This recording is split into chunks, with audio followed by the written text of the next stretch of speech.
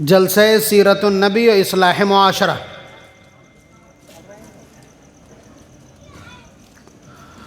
ہمارے نوجوان علماء نے، بالخصوص جمعیت علماء بلاک شمشاباد نے یہ مجلس منعقد کی ہے اور بڑی ہوشیاری کے ساتھ اور بڑی دانائی کے ساتھ اس کا عنوان منتخب کیا ہے، سیرت النبی و اصلاح معاشرہ، یعنی معاشرے میں پھیلی ہوئی برائیوں کو، معاشرے میں پھیلے ہوئے رسومات اور غلط اقدار و روایات کو سیرت کی روشنی میں درست کیا جائے اور اس کی اصلاح کی جائے۔ اصلاح کرنے کو تو یہ ہے کہ کوئی بھی آدمی آ کر کے ڈائریکشن دے کے چلا جائے، لیکن نہیں، نبی اکرم صلی اللہ علیہ وسلم کی ہدایات، نبی اکرم صلی اللہ علیہ وسلم کی تعلیمات اور نبی اکرم صلی اللہ علیہ وسلم کی تحریک اور آپ کی جو اصلاحی مہم ہے، اس کی روشنی میں، اس کے تناظر میں، اس کے پریپیکش میں، اس کے پس منظر میں ہمیں اصلاحی پیغام چاہیے۔ یہ عنوان کا حاصل ہے اور ہم لوگ اس کے پابند ہیں۔ اب اصلاح کاہے کی جائے؟ آپ جانتے ہیں کہ جب آدمی غلطی کر رہا ہو، اس کو اسی وقت ٹوکا جائے تو اسے احساس ہوتا ہے۔ آج غلطی کی 6 مہینے کے بعد آپ اسے ٹوکیں گے، اثر نہیں ہوگا، یا کم از کم اسے یاد نہیں آئے گا اور وہ اتنا دھیان نہیں دے گا۔ تو اس لیے یہ سیزن ہے نومبر کا، میرا خیال یہ ہے کہ نومبر کا مہینہ پورا کا پورا شادیوں کا مہینہ ہے، اور اب سے لے کر کے 15 تک، مطلب ہم جیسے لوگوں کے پاس کارڈوں کی ایک اچھی خاصی گڈی ہے، جو 10 میں سے صرف 1 میں پہنچ پاتے ہیں، ان کا حال یہ ہے۔ تو آپ حضرات برابر سوشل ورک میں یا فیلڈ میں رہتے ہیں، آپ لوگوں کو معلوم ہوگا کہ کتنی زیادہ شادیاں ہیں۔ تفریح میں نوجوان کہتے ہیں لگتا یہ ہے کہ اس سیزن میں کوئی کنوارا نہیں بچے گا۔ تو موقع ہے کہ شادیوں سے متعلق جو خرافات ہیں، شادیوں کو ہم نے اس 21ویں صدی کا سب سے مشکل کام بنا دیا ہے۔ نبی اکرم صلی اللہ علیہ وسلم کی سیرت کی روشنی میں اس پر کچھ روشنی ڈالی جائے اور کچھ ایسی خامیاں نشانزد کی جائیں، ایسی غلطیاں، ایسی ریت، ایسے رواج، ایسی رسومات کہ جنہیں تھوڑی سی محنت کے ساتھ درست کیا جا سکے۔ ہمیں انہیں فوکس کرنا چاہیے، ٹارگٹ کرنا چاہیے۔ بزرگ یہاں تشریف رکھتے ہیں بڑی دیانت کے ساتھ اور پوری سنجیدگی کے ساتھ، میں ان کی خدمت میں یہ پیغامات رکھنے جا رہا ہوں۔ شمشاباد ہے، اہل دانش کی بستی ہے، لٹریسی ریٹ اچھا خاصا ہے، شرح خواندگی بہتر ہے، تو میں سمجھتا یہ ہوں کہ بات کم از کم سنی جائے گی اور اسے غور و فکر کے لیے پسند بھی کیا جائے گا اور منتخب بھی کیا جائے گا۔ میں دکھتی رگ پہ ہاتھ رکھ رہا ہوں، یعنی جہاں سے میں بات شروع کر رہا ہوں سمجھ میں آئے گا۔ مجھے یہ بتلا دیجئے کہ اس وقت شمشاباد کا معاشرہ، یہاں کی کمیونٹی کی بات کرتے ہیں، یہاں جتنے لوگ قرض میں مبتلا ہیں، جتنے لوگ یہاں قرض میں مبتلا ہیں، اب تو لاک ڈاؤن کی وجہ سے تھوڑا اس جملے میں کمزوری بھی آ جائے گی، ورنہ سچ یہ ہے کہ جتنے لوگ قرض دار ہیں، جتنے لوگوں کے اوپر قرضہ ہے، ان میں سے آج بھی 60% وہ لوگ ہیں کہ جنہوں نے شادی میں قرضہ لیا تھا۔ ایسے ہی ہے نا؟ 60% جو قرض دار ہیں، جو دین ہے، ہمارے ذمے جو قرض ہے، وہ شادیوں میں لیا ہوا ہے۔ جبکہ نبی اکرم صلی اللہ علیہ وسلم نے اس حوالے سے بہت مضبوط آئیڈیالوجی، انتہائی طاقتور اسوہ اور نمونہ ہمارے سامنے پیش کیا۔ آپ سمجھ رہے ہیں؟ محمد الرسول اللہ صلی اللہ علیہ وسلم کی بات کر رہا ہوں، جو امام الانبیاء ہیں، جن کے لیے اللہ تبارک و تعالیٰ نے کیا کہا؟ حدیث قدسی ہے، بڑا کلام ہے اس کی سند پر، لیکن معنی کے اعتبار سے اس طرح کے مضامین احادیث کے ذخائر میں موجود ہے۔ لولا لما خلقت الافلاک، کہ اگر تمہیں پیدا کرنا مقصد نہ ہوتا تو میں اس برہمانڈ کی ویورچنا نہ کرتا، یا اس سنسار کو، اس جہان کو میں سجاتا اور سنوارتا نہیں۔ تو جن کے لیے یہ کائنات بنی ہے ان کے لیے ولیمے کا ٹینٹ بھی اوپر سے آ سکتا تھا، کھانے کے برتن بھی اوپر سے آ سکتے تھے، کھانا بھی اوپر سے آ سکتا تھا، کھلانے والے بھی اوپر سے آ سکتے تھے۔ جبریل، میکائیل، اسرافیل آ کر کے پروگرام کو مینیج کرتے، مانیٹر کرتے، یہ ممکن تھا۔ لیکن امت کو اسوہ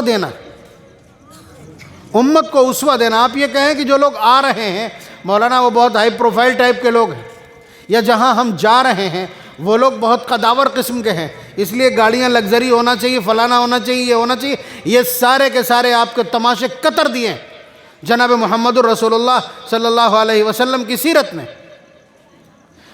حضور نے ایک نہیں، سب سے مشہور قول کے مطابق 11 شادیاں کی ہیں، دوسرا قول 13 شادیاں کی ہیں حضور نے، اور اس میں ان 13 شادیوں میں کوئی ایسا اسٹیٹس نہیں ہے جو موجود نہ ہو۔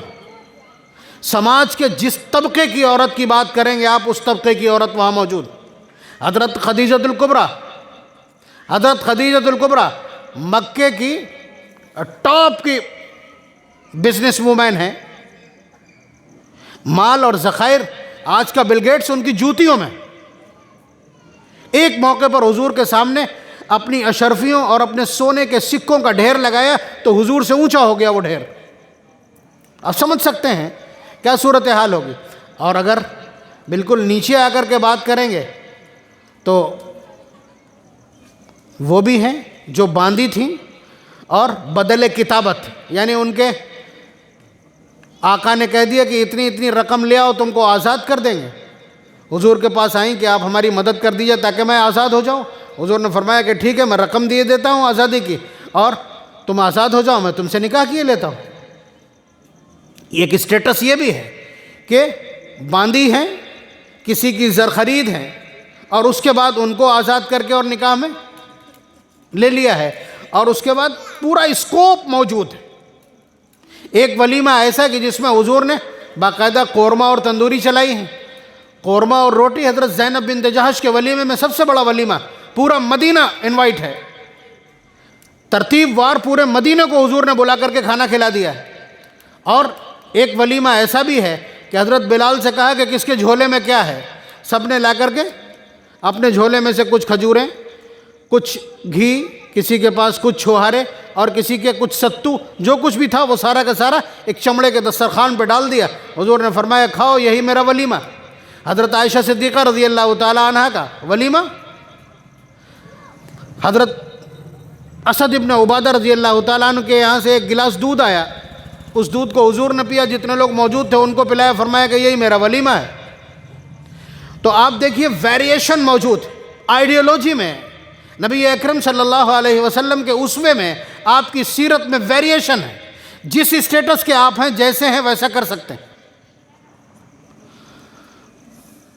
یہ بات اس نقطے پر میں کہہ رہا ہوں کہ حضور نے ہم کو مکلف بنایا ہے، ہم کو مکلف بنایا ہے کہ تمہیں اگر نکاح کی برکت حاصل کرنا ہے، اگر تم کو نکاح کے بعد سکون چاہیے، نکاح کے بعد اطمینان چاہیے، تمہیں نکاح کے بعد اس رشتے کی آسودگی چاہیے، اس رشتے سے راحت اور آرام چاہیے ہے، عافیت چاہیے ہے، پاک دامنی چاہیے ہے، تو پھر یاد رکھنا خرچ کو کنٹرول کرنا۔ حضور نے دو ٹوک فرمایا، ان اعظم النکاح برکۃ ایسرہ مؤونہ، سب سے زیادہ برکت والا نکاح وہ ہے جس میں خرچہ کم سے کم۔ تو ریگولیٹر آپ کے ہاتھ میں تھما دیا ہے حضور نے، ایسے کرو گے برکت ہی برکت، ایسے کر دو گے ختم۔ یہ اتنا زبردست قسم کا فارمولہ ہے، نبی اکرم صلی اللہ علیہ وسلم نے عنایت کیا ہے۔ اس کو اگر دھراتل پر ٹیسٹ کرنا چاہے، زمین پر آپ اس کا ٹیسٹ لینا چاہیں تو بہت آسان ہے۔ وہ لڑکی جس کے نہ ماں ہے نہ باپ ہے، بے سہارا ہے، یا بیوہ ماں ہے، کوئی بھائی نہیں، اکیلی ہے، محلے کے سارے لوگ، گڑھی کے سارے لوگ مل کر کے اس بچی کی شادی کرا دیتے ہیں تھوڑا تھوڑا کر کے۔ اس کے رشتے کی برکت دیکھیے آپ۔ ایک تو یہ کہ اس میں خرافات کی کوئی گنجائش نہیں، کوئی تھاپ مارنے والا نہیں تبلے کے اوپر، اور کوئی ہارمونیم بجانے والا نہیں، اور کوئی پھول چڑھانے والا نہیں، کوئی کیک کاٹنے والا نہیں، ساری خرافات آٹومیٹک کنارے ہو جاتی۔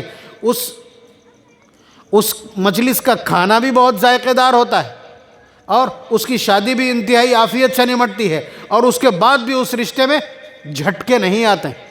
باقی رشتوں کا حال تو یہ ہے کہ شادی سے پہلے کہتے ہیں مولانا بہت اچھے لوگ، بہت بھلا گھرانہ مل گیا، بڑے قداور لوگ، بڑے نام والے، ان کی بات ہے معاشرے میں، اور ٹھیک 40 دن کے بعد کہتے ہیں کہ مولانا کچھ کھلا دیا تھا ہم لوگوں کو لگتا ہے جب دیکھنے گئے تھے، غلط لوگوں میں پھنس گئے۔ یہ ایک آدمی کا نہیں، یہ مستقل لوگوں کا اس طرح کا اوپینین۔ بات وہی ہے کہ ہم کو رشتے کی برکت حاصل نہیں ہو سکی، ہم کو رشتے کی آسودگی حاصل نہیں ہوئی، ہم کو رشتے کے منافع حاصل نہیں ہوئے۔ اسی لیے حضور نے فرمایا کہ تمہیں رشتے کی برکت چاہیے، رشتے کا نفع چاہیے، رشتے سے ملنے والی راحت، مودت، رحمت، شفقت، مہربانی چاہیے۔ ایسرہ معونہ، خرچ کو کنٹرول کر لو۔ اب خرچ کیسے کنٹرول ہوتا ہے؟ ادھر ادھر دیکھ لیں ہم بھی، پتھراؤ نہ ہونے لگے۔ صرف آپ سمجھ لیجئے کہ عورت کے فیصلوں کو کنٹرول کر لیجئے آپ۔ عورت کے فیصلوں سے خرچ بڑھتا ہے، اس لیے کہ انہیں مقابلہ، محلے میں اس طرح کی شادی ہوئی تھی، یہ اس طرح کا ارینجمنٹ، اور اس طرح کا شامیانہ، اس طرح کی قالین، اور یہ اسٹال۔ وجہ مجھے کہہ لینے دیں، مفتی صاحب بیٹھے ہیں، بعد میں کہیں گے تم سے کہا تھا میٹھی میٹھی بات کرنا۔ لیکن سچ یہ ہے کہ نوجوان لڑکیاں اپنی والدہ کو اور اپنی ماؤں کو باقاعدہ پریس کرتی ہیں کہ پاپا سے کہیے یہ ہونا چاہیے، اس لیے کہ ان کو اس کے ذریعے سے اپنا فوٹو سیشن اور اپنے موبائل کی ڈی پی ایسو فوٹو دیکھ لیجیے آپ، جتنی بچیوں کے فوٹو لگے ہوں گے وہ سارے کے سارے شادی کے فنکشن میں کھینچے ہوئے ہیں۔ آپ اگر شادیوں کا خرچ بچانا چاہیں بہت آسان ہے، گھر کے قریب میں کسی اچھے ہال میں ان کے کھانے کا انتظام کروا دیجئے آپ، کہ عورتیں یہاں کھانا کھائیں گی، ان کے کھانے کا نظم یہاں، میرج ہال میں ان کی انٹری نہیں۔ خرچ آدھا کم ہو جائے گا، خرچ آدھا کم ہو جائے گا، ہم بتلا رہے ہیں آپ کو۔ ان کی بے مہار خواہشات سے، اس کی وجہ یہ ہے کہ مردوں کو تو گھیر گھار کر کے اللہ تبارک و تعالیٰ جزائے خیر دے، ہمارے ان نوجوان علماء کو جو میں دیکھ رہا ہوں کہ مسلسل ڈور ٹو ڈور جانے کی پوزیشن اور اس کی پروگرامنگ کر رہے ہیں کہ کس طرح اصلاح معاشرے کی مہم آپ کے گھر تک پہنچے۔ بلاک شمشاباد، یہ شمشاباد کے جو نوجوان علماء ہیں، جس سرگرمی کے ساتھ اصلاح معاشرے کی مہم کو چلا رہے ہیں، وہ انشاءاللہ آپ کو بیدار کر کے رہیں گے۔ تو یہ آپ کو تو گھیر لیتے ہیں، یہاں بٹھا لیا آپ کو زبردستی انہوں نے تھوڑی میں ہاتھ ڈال کر کے آپ کو شریک ہونا ہے۔ یہ جتنے لوگ بیٹھے ہیں ان میں سے ایک سے زائد لوگوں کی دعوت پہنچی ہوگی، تو یہاں آپ کو پہنچا دیے کہ یہ ہے دین، یہ ہے حضور کی بات، یہ ہے حضور کی منشا، اور یہ ہے اللہ تبارک و تعالیٰ کی مرضی اور اللہ تبارک و تعالیٰ کا حکم۔ ایمان والا کتنا ہی نیچا گر جائے، اپنے رب کی بات کو اس آسانی کے ساتھ ڈال نہیں سکتا، حبیب کی بات کو اتنی آسانی سے ایوائڈ اور نظر انداز نہیں کر سکتا۔ عورتوں تک دین نہیں پہنچا، وہ بھی صفر کے دائرے کے اندر ہی ہے۔ حالات یہ ہیں، نماز بے شک پڑھ رہی ہیں، تسبیحات بھی پابندی سے پڑھ رہی ہیں، لیکن جب تک دل کے اندر دین کا شعور پیدا نہ ہو، دین نہیں کہلاتا۔ تسبیحات پڑھ لینے سے دیندار نہیں ہو جاتا کوئی، جب تک دین کی فہم پیدا نہ ہو۔ اللہ تبارک و تعالیٰ کی منشا کیا ہے؟ آج کل ہوتا یہی ہے کہ جو عورت چاہتی ہے کہ ہمیں اب نیک بننا، اس نے بچھایا مصلی اور اس کے بعد تسبیح سرکانا شروع کر دی، جمعرات کے دن تاک جلا کے اس کے سامنے کھڑی ایسے ہوتی، بتائیے کیا ہوگا؟ کچھ نہیں ہونا اس کا، ان نمازوں کا کچھ بھی نہیں ہونا۔ اور غیبت دھڑلے کے ساتھ چل رہی، چغل خوری دھڑلے کے ساتھ چل رہی ہے، جھوٹ دھڑلے کے ساتھ، تیری میری لگائی بجھائی دھڑلے کے ساتھ چل رہی۔ نبی اکرم صلی اللہ علیہ وسلم نے ایک جملے میں اس پورے چیپٹر کو کلیئر کر دیا، فرمایا اتق المحارم تکن اعبد الناس. حضرت عبداللہ ابن مسعود رضی اللہ تعالیٰ عنہ جیسے زیرک صحابی نے نقل کیا اس جملے کو. فرمایا اتق المحارم تکن اعبد الناس. تم بزرگ بننا چاہتے ہو, تم عبادت گزار نظر آنا چاہتے ہو, اکلوتا فارمولہ ہے کہ حرام چیزوں سے اپنے آپ کو بچا لو, تم سب سے بڑے بزرگ اور سب سے بڑے عبادت گزار کہلاؤ گے. تو یہاں سے چلے گی عبادت. تسبیحات تھامیے بعد میں, دل کے اندر اللہ تبارک و تعالیٰ کی محبت, اللہ کے حکم کی محبت, نبی کے لائے ہوئے طریقے اور دین اور شریعت کی محبت جب پیدا ہو جائے, اس کا لحاظ بھی پیدا ہو جائے, تب ہاتھ میں تسبیح جچتی ہے. تو پہلا فارمولہ کہ نکاح کو اگر برکت والا بنانا چاہتے ہیں, نکاح سے تنگیاں ختم کرنا چاہتے ہیں, نکاح کے نتائج حاصل کرنا چاہتے ہیں, نکاح میں محبتیں برقرار رکھنا چاہتے ہیں, اپنے گھر کو جہنم کدہ بننے سے بچانا چاہتے ہیں, آپسی چپقلش اور عورتوں کے آپسی شقاق و نفاق سے بچنا چاہتے ہیں, اس کا طریقہ یہ ہے کہ آپ خرچ پہ کنٹرول کیجئے. خرچ پہ کنٹرول کیجئے. اب آپ کہیں گے کیسے مولانا کنٹرول ہو جائے گا, یہ تو چل رہا وہ چل رہا, لوگ کیا کہیں گے, لوگ کیا کہیں گے. لوگ تو یہی والے ہیں نا جو کہنے والے ہیں, لوگ یہی والے ہیں جو کہنے والے ہیں جن کا ڈر ستاتا ہے.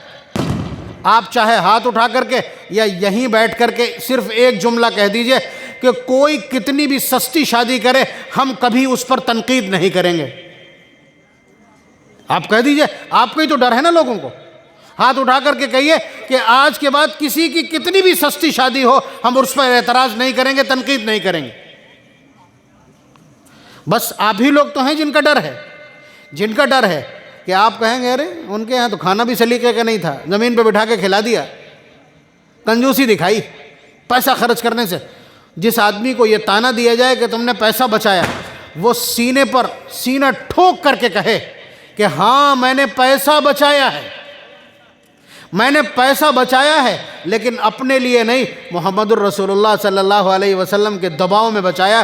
انہوں نے کہا تھا کہ اگر تم پیسہ خرچ کم کرو گے تو تمہارے نکاح میں برکت زیادہ ہوگی. مجھے برکت درکار تھی, میں نے کنجوسی دکھائی, اور میں کہہ رہا ہوں میں نے کنجوسی دکھائی, اور جہاں بتاؤ وہاں کھڑے ہو کے کہہ دوں کہ میں نے کنجوسی دکھائی.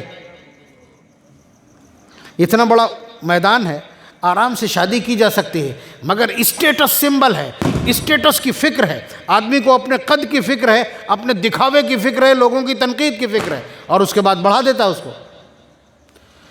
آپ کہیں گے ایسے بات نہیں بنے گی. میں ایک بات عرض کر رہا ہوں, مفتی صاحب تشریف رکھتے ہیں اور آپ کے دیگر علماء بھی موجود ہیں. ایک بات عرض کر رہا ہوں آپ کی خدمت میں, یہ والا فارمولہ اپنا لیجئے کم از کم کہ بارات میں اگر گڑھی کی گڑھی میں شادی ہے, گڑھی کی شادی گڑھی میں ہے, تو ظاہر سی بات ہے وہی جناتی وہی باراتی. ایسے ہی تو ہوتا ہے نا. آپ گئے کھانا کھا کے چلے آئے دوپہر میں, اس لیے کہ ادھر سے بارات کی دعوت تھی ادھر سے کھانے کی دعوت, لیکن بارات میں سج دھج کے پھر آپ گئے کیوں؟ وہ ڈبہ لینے کے لیے, وہ دونا لینے کے لیے. یہی تو ہے نا, اسی لیے گئے تھے, بارات اسی کا نام بن گیا. لیکن مجھے یہ بتلا دیجئے کہ عقلی بنیادوں پر اس کی ضرورت ہے یا اس کا کیا مطلب ہے؟ بھائی لڑکی والے کے اوپر 20,000 روپے کی الگ سے جو ٹاپ پڑی ہے, اس کے اوپر یہ الگ سے جو بوجھ ڈالا گیا ہے, اس کو آسانی کے ساتھ کم کیا جا سکتا ہے, آسانی کے ساتھ کم کیا جا سکتا ہے. اسے چاہے آپ بائی سینس سمجھ لیجئے اور چاہے شریعت کے تناظر میں سمجھ لیجئے, چاہے آپ اپنی عقل اپنی ذمہ داری کی بنیاد پر سمجھ لیجئے. اگر اس کو عقلی بنیادوں پر سمجھنا چاہیں تو آپ سمجھیے کہ وہ جو چھینا اس میں رکھا ہے وہ پیچھے دکان سے آیا ہے, ٹھیک ہے. اس میں جو امرتی رکھی ہے وہ بھی پیچھے سے آئی, جو سموسہ رکھا ہے وہ بھی یہیں سے آیا, ٹھیک. یا اس کے علاوہ کیا رکھا ہوگا, اس میں جو ملک کیک ہے یا جو لوز کا پیس رکھا ہوا وہ بھی یہیں سے آیا. کبھی بھی آپ اسے کھا سکتے ہو, البتہ تندوری گوشت نہیں ملے گا آپ کو, ٹھیک ہے. یہ باراتوں میں میسر آتا ہے. اور اگر کڑھاؤ کا پکا ہو تو آپ اگر وہ مٹھائی کھا لیں گے تو آپ کی جو جگہ تھی آدھی تو اسی میں گھر جائے گی, آدھی اسی میں گھر جائے گی. وہ آدھی روٹی ادھر کم ہو گئی آپ کی. وہ ایسا کھانا ہے جو کبھی کبھی ملتا ہے. یہ بائی سینس ہے کہ آپ کو وہ چھوڑ دینا چاہیے, اسے نہیں کھانا چاہیے. اور ہوشیار لوگ جیب میں رکھ لیتے ہیں, گھر لے آتے ہیں, کھاتے نہیں ہیں. آپ سمجھ رہے ہیں؟ تو یہ بائی سینس ہے، عقل کے اعتبار سے اگر آپ کو اس کو سمجھنا چاہیں تو آسان ہے، اور اگر اس کو پچھلی روایات کی بنیاد پر حقائق کے تناظر میں سمجھنا چاہیں تو بھی آسان ہے۔ یہ ناشتہ آیا کہاں سے آپ کہیں گے؟ یعنی تو چلا آ رہا پہلے سے باپ دادا سے۔ یہ اس لیے چلا آ رہا کہ پہلے ڈنلپ پہ، تانگے پہ، لڑھی پہ، ٹرالی پہ باراتیں جاتی تھیں، اور انہیں معلوم ہے کہ کیا پتہ بارات کب آئے گی، کس کیچڑ میں پھنس گئی ہو ان کی ٹرالی اور کس کیچڑ میں پھنس گئی ہو بیل گاڑی، اور کب آئیں گے۔ تو جب آ جاتے تھے تب چڑھایا جاتا تھا، تو اب اس میں 2-3 گھنٹے لگیں گے، راستے کے چلے ہوئے لوگ انہیں تھوڑا سا ناشتہ پیش کر دیا جاتا تھا۔ یہ تھی وہ روایت، ٹھیک ہے۔ لیکن اب تو آپ گڑھی سے گڑھی میں، یہاں شمشاباد سے شمشاباد کی جو شادیاں ہیں میں ان کے لیے بات کر رہا ہوں۔ انداز آپ ویسا سمجھ لیجئے کہ ہلکا پھلکا ہے، لیکن یہ ایک بڑا پیغام ہے، اس کو کنٹرول کیا جا سکتا۔ لڑکی والے کے اوپر ترس کھائیے، لڑکی والے کے اوپر تھوڑی سی مہربانی کر دیجئے کہ اس کا 20,000 کا یہ خرچ کم از کم بچ جائے۔ اس کے گھر آج بیٹی ہے، آپ کے گھر میں بھی بیٹی، آپ کے بھی گھر میں بہن ہے۔ اگر یہ چلن میں آ گیا شمشاباد کے اندر تو یہ کم از کم ایک چھوٹا سا خرچ تو بچے گا۔ اسی 20,000 سے باورچی کا پیمنٹ ہو سکتا ہے، اس سے ٹینٹ والے کا پیمنٹ ہو جائے گا۔ تو آپ اندازہ کیجئے کہ کم از کم شمشاباد کی جو شادیاں شمشاباد میں ہیں ان سے ناشتہ ختم کر دیجئے۔ آپ نہ کہہ پائیں تو میں اس پوری ٹیم سے، علماء کی اس ٹیم سے درخواست کیے دیتا ہوں کہ یہ جا کر کے درخواست کر لیا کریں گے۔ آپ مجھے بتلائیے کہ یہ کام کیا نہیں جا سکتا؟ یہ کام کیا جا سکتا ہے اور اس کو روکا جا سکتا ہے، اس کی کوئی ضرورت نہیں کسی بھی طرح کی۔ آپ اگر کھانے پینے کے سسٹم میں دیکھیں گے تو آپ کا نقصان ہے کہ آپ کی 2 بوٹیاں اور آدھی روٹی کم ہو گئی اس ایک چھینے کے چکر میں اور اس ایک برفی کے پیس کے چکر میں۔ اب وہ کبھی بھی آپ کو مل سکتا ہے، کبھی بھی آپ کھا سکتے ہیں، یہ آپ کو ہوٹل پہ نہیں ملے گا۔ تو چاہے اس طرح سمجھ لیں چاہے اس طرح سمجھ لیں، اور مجھے ہاتھ اٹھا کر کے وعدہ کر کے بتائیں، کم از کم یقین کے ساتھ نہیں تو یہ بتلائیے کہ کوشش کریں گے انشاءاللہ جو شادیاں شمشاباد کی شمشاباد میں ہیں کم از کم ان سے ناشتہ ختم کر دیں۔ ورنہ ہم بتائیے، ہم علماء کی اس ٹیم کو لگا دیں، یہ جا کر کے درخواست کر لیا کریں، ہمت دکھلائیے آپ۔ بے شک جو لوگ بارات میں جا رہے ہیں وہ یہ کہیں گے آپ سے، وہ آپ سے یہ کہیں گے ارے یار خالی بارات میں رکھا ہی کیا، کھانا تو دعوت تو ہماری پہلے سے تھی، جو ناشتہ ملنا تھا وہی بارات کہلاتی، وہی ہمارا مروا دیا تم نے۔ تو ظاہر سی بات ہے جب آپ دین کا کوئی کام کریں گے، معاشرے کی کوئی ذمہ داری سنبھالیں گے، خیر کا کوئی کام کریں گے تو گالیاں تو پڑیں گی۔ نبی اکرم صلی اللہ علیہ وسلم نے جب تک نبوت کا دعویٰ نہیں کیا تھا، جب تک اللہ کے ایک ہونے کی تعلیم نہیں دی تھی، اس وقت تک کی پوزیشن بتلاؤں؟ جس وقت گلی سے نکلتے تھے تو لوگ جھانکا کرتے تھے پیچھے سے، لوگ سے مراد سمجھ لیجئے آپ، لوگ پیچھے سے گزرتے تھے کہ خوشبو چھوڑ جاتی، اس شخص کی ہستی خوشبو چھوڑ جاتی ہے گلیوں میں، اس لیے پیچھے سے جایا کرتے تھے، اور امین اور صادق کہتے تھے، اپنی پنچایتیں کرواتے تھے، اور اپنے کلیجے میں رکھنے کی کوشش کرتے تھے، پلکوں پہ بٹھاتے تھے۔ یہ نبی ہے، کوئی آپ ایک ایسا کمنٹ نہیں دکھا سکتے جو نبوت سے پہلے حضور پر کیا گیا۔ پورے مکے نے کبھی بھی نبی اکرم صلی اللہ علیہ وسلم پر انگلی اٹھائی ہو دکھلا دیجیے آپ، پوری سیرت میں 40 سال کی کہیں نہیں۔ لیکن پہلی مجلس میں جیسے ہی کھڑے ہو کے کہا یا ایھا الناس قولوا لا الہ الا اللہ تفلحوا، تو سگے چچا ابو لہب نے کہا معاذ اللہ ثم معاذ اللہ تبا لک یا محمد لہذا جمعتنا، تیرا ناس ہو تو نے اسی لیے جمع کیا تھا۔ یہ چچا کے الفاظ ہیں۔ تو آپ سمجھ لیجئے کہ جیسے ہی دین کی کوئی بات آپ کریں گے ویسے ہی گالیاں آپ کا پیچھا کریں گی۔ ہم لوگ اپنا مقدر سمجھتے ہیں، ہم لوگ اپنا یہ مقدر سمجھتے ہیں کہ یہ ہمارا مقدر ہے، اور میں تو ان لوگوں کا سردار ہوں جنہیں گالیاں سننے کی عادت ہے، ٹھیک ہے۔ تو آپ نے ایک کام کیا، ناشتے کو ختم کرنے کی آپ نے مہم شروع کی۔ تو نوجوان لڑکے ہیں، ایک آدھ بار کہیں گے، لیکن ان کی پیٹھ پہ ہاتھ رکھ کے آپ یہ کہیے کہ بیٹا تمہارے گھر میں بھی بہن ہے، تمہارے گھر میں بھی بہن ہے، تمہارے دروازے پہ جب بارات آئے گی تو یہ 20,000 تمہارے بھی بچیں گے، یہ اسراف تمہارا بھی بچے گا، کیوں پریشان ہو رہے؟ اپریشیٹ کرو اس کوشش کو، اپریشیٹ کرو اور موافقت کرو، ساتھ میں کھڑے ہو ایسے لوگوں کے جو اس طرح کی چیزوں کو روکنا چاہتے ہیں۔ بات آپ سمجھ رہے ہیں؟ اسی طرح سے کھانوں کی صورتحال ہے، کھانوں کی صورتحال ہے کہ جو کھانا آپ کھڑے ہو کر کے کھلائیں گے وہ 2 گنا صرف ہوگا، وہ 2 گنا صرف ہوگا۔ یہاں تو پتہ نہیں، یہاں نہیں ہوگا میرا خیال، علماء بڑھ رہے ہیں برابر، یہ علماء اتنے سخت جان ہوتے ہیں، یہ آپ کا پنڈ نہیں چھوڑیں گے، یہ آپ انہیں وہاں بارات میں نہیں گھسنے دو گے، یہاں ممبر سے چلائیں گے، یہ مائک سے چلائیں گے، چین سے نہیں بیٹھنے دیں گے، بہت سخت جان لوگ۔ تو کھانے جس طرح سے جو کھڑے ہو کے کھانے کھائے جاتے ہیں معلوم ہے، آدمی جیسے ہی پہنچا دعوت میں جب جاتا ہے آدمی تو ویسے ہی 2 دن کی بھوک مار دیتا، پہلے ہی نمک ومک پی کے جاتا ہے، ٹھیک ہے، تو جیسے ہی پہنچا اسٹال کے اوپر تو پہلا جو حلہ ہوتا ہے وہ بہت کر رہا ہوتا ہے، تو آدمی کے سامنے جو ڈش پھنستی ہے اسی میں سے وہ اونڈیل لیتا ہے کہ شاید دوبارہ پتہ نہیں اس بھیڑ میں پھنسا یا نہ پھنسا۔ اب وہاں پہنچ کر کے دیکھتا ہے کہ پڑوس والا تو یہ کچھ اور کھا رہا ہے، وہ تو قورمہ لے آیا تھا لیکن پاس والے کو دیکھا کہ وہ نہاری کھا رہا ہے، یا وہ کباب لے آیا تو وہ اس پلیٹ کو وہیں ویسے ہی چھوڑ دیتا۔ یہ خود اپنے آپ دیکھے ہوئے احوال آپ کی خدمت میں ذکر کر رہا ہوں، اور آپ میں سے بیشتر لوگ ہوں گے جو ان حالات سے گزرے ہوں گے، اور پھر فوراً جا کر کے دوسری فریش پلیٹ لے کر کے اور وہ چیز لے کر کے آیا تھا جو یہاں دیکھی تھی اس نے، وہ 2 لوگوں کا سالن اس نے ایسے ہی چھوڑ دیا، اور کوئی ایسا پیدا ہی نہیں ہوا ہے جو اس پلیٹ میں سے اب کھا لے، اس کا اپنا بیٹا اس میں نہیں کھائے گا، اس لیے کہ دوسرے کے دسترخوان پہ آئے ہیں برباد کرنا ہے۔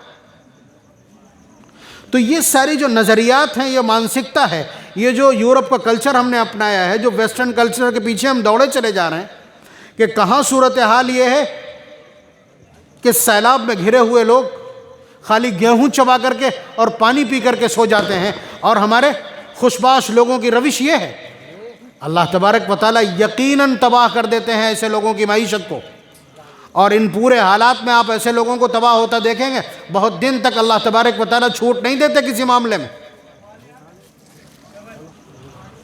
تو کہنے کا حاصل یہ ہے کہ شادیوں میں جو خرچ ہم کر رہے ہیں اس کو کنٹرول کیا جا سکتا۔ کنٹرول کرنے کی پہلی چابی کیا تھی؟ پہلی چابی تھی عورتوں کو آپ میرج ہال مت جانے دیجئے، یہاں سے پوری گڈی آپ کی بچ جائے گی، سمجھ لیجئے آپ، اور اگر وہاں جانے دیا تو ارینجمنٹ آپ کو بہت لمبا چوڑا، یہاں تک کہ آپ کو انٹرٹینمنٹ کے لیے بھی وہاں سسٹم رکھنا پڑے گا، وہاں ڈی جے اور تھرکنے کا سامان بھی بنانا پڑے گا ان کی خواہش کے مطابق، اس لیے کہ وہاں مووی بننا ہے اور وہیں ٹک ٹاک پہ ویڈیو بنے گا۔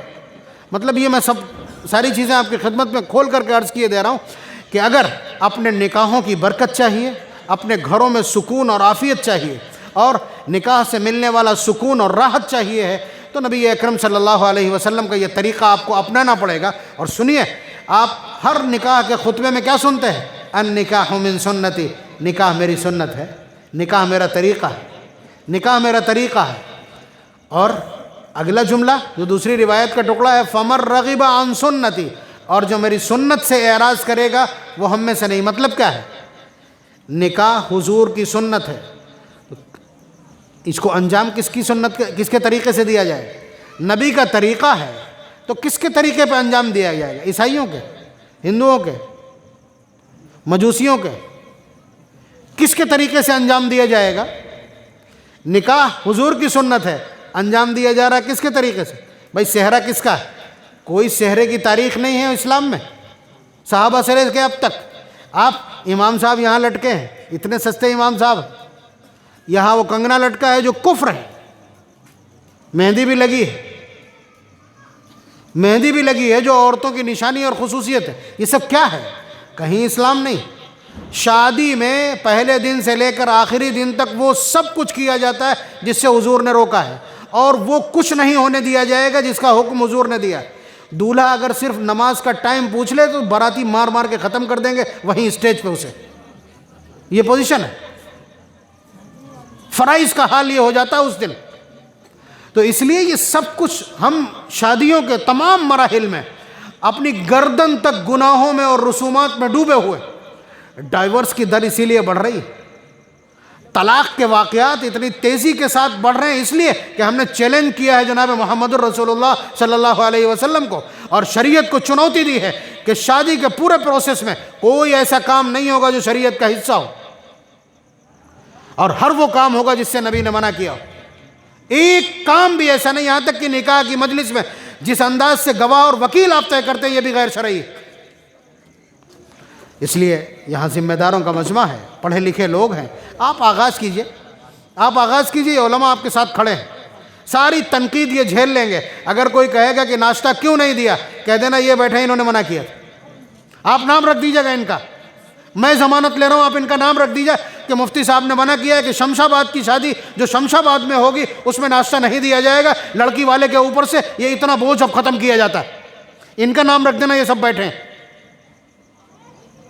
کوئی بھی ایک بھی کاندھا ایسا نہیں ہے جو اس ذمہ داری اور اس تنقید سے اپنے آپ کو علیحدہ کر لے انشاءاللہ۔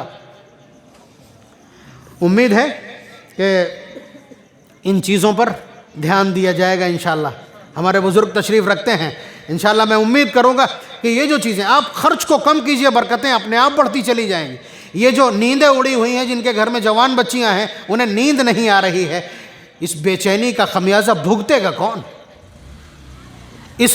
ان کو اس لیے بے چینی ہے تو دولت والوں کو اس لیے بے چینی ہے کہ وہاں کہیں نقصان نہ ہو جائے، وہاں کہیں چوری نہ ہو جائے۔ اللہ تعالیٰ بدلے میں چھین لیتے ہیں نیندیں۔ غریبوں کی نیند چھینی ہے تم نے نکاحوں میں اناپ شناپ خرچے بڑھا کر کے، تو تمہیں بھی سونے چین سے نہیں دیں گے۔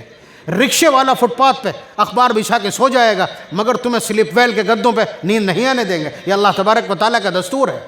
تو اللہ تعالیٰ کی ایسی کسی بھی گرفت سے بچنے کے لیے، آپ مالدار ہیں لیکن مال دکھائیے مت، غربا کا مورال ڈاؤن مت کیجیے، اور ان کی زندگیاں تنگ مت کیجیے، ان کے حرث حیات کو تنگ مت کیجیے، ان کی بچیوں کے لیے بریکر اور روڑے مت کھڑے کیجیے۔ اللہ تبارک و تعالی ہم سب کو سمجھ عنایت فرما دے، اس پورے معاشرے کو بیداری میں رحمت فرمائے کہ وہ اپنی شادیوں کو، شادی کے نفقات کو اور شادی کے خرچوں کو کنٹرول کر کے شادیوں کو بابرکت بنانے میں، علماء کی مہم میں، علماء کے کاندھے سے کاندھا ملا کر کے چلنے والے ہو جائیں۔ وآخر دعوانا الحمدللہ رب العالمین۔